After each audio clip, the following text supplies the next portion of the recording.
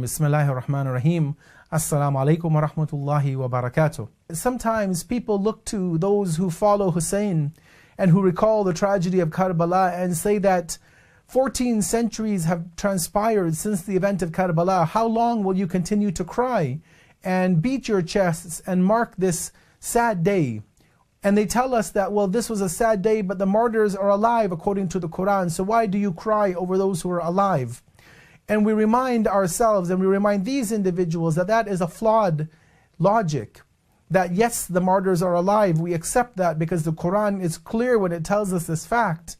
However, we realize that the way that Hussain and his family and the companions were brutally killed on the day of Ashura, it doesn't mean that we can now forget what happened to them and the pain that they must have felt and the sorrow and anguish that their family members had to endure after the tragic day of Ashura. And so when we look at the hadith for today, which comes to us from the 6th Imam, Imam Ja'far ibn Muhammad al-Sadiq, may God's peace and blessings be upon him, he gives us an understanding of how long we should shed tears and cry and lament over the tragedy of Karbala. And the Imam says the following statement: as for Ali ibn Hussain, he cried over al-Hussain for 20 years after the tragedy of Karbala. Never would any food be placed before him except that he would begin to weep.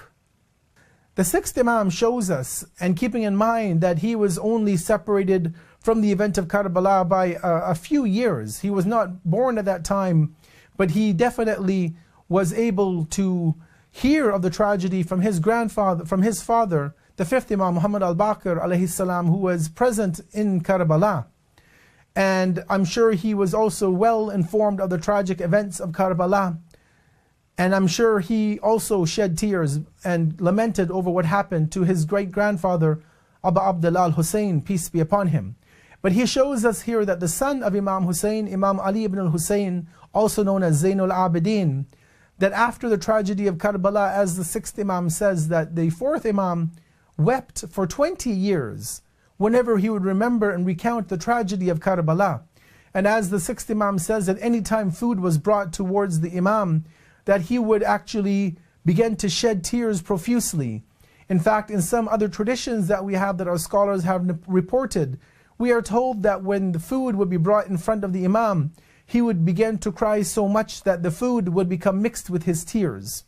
And this is not just a sentimental attachment of a son to the father, but rather this is a realization of the 4th Imam, seeing what happened on the day of Ashura, seeing his father being slaughtered, seeing all of his family members and the companions being killed one after the other, and all of the other details which I would leave it for the viewers to read about in the books of tragedy of the event of Karbala and what scholars have spoken about. And the 4th Imam shows us that this is not something that can easily be forgotten. You know, we have this concept of forgive and forget. But how do you forgive and how do you forget when justice has not been met, when justice has not been served, when those who were responsible and those who were gave their silent approval for the event of Karbala continue to remain during the time of the 4th Imam and well beyond? So yes, a point will come when we will hopefully stop our tears, when the true avenger returns to take revenge on what happened on the day of Ashura. But until that time, the 4th Imam and all of the Imams who came after him show us that the way of the followers of the Prophet and his family is to lament and to shed tears and to cry, but also to realize that these tears and these expressions of grief and sorrow are only a beginning, an introduction to make a change within our lives, to make a pledge of allegiance to the Imams, to support and assist them, and to not follow in the ways of those who oppressed them and had, racked justice after injustice after injustice upon them. And if we are to shed those sorts of tears, then definitely our tears would be worthwhile, and they would be in the following of the footsteps of the 4th Imam, Imam Zayn al-Abidin. May God's peace and blessings be upon him. Wassalamu alaikum wa rahmatullahi wa barakatuh.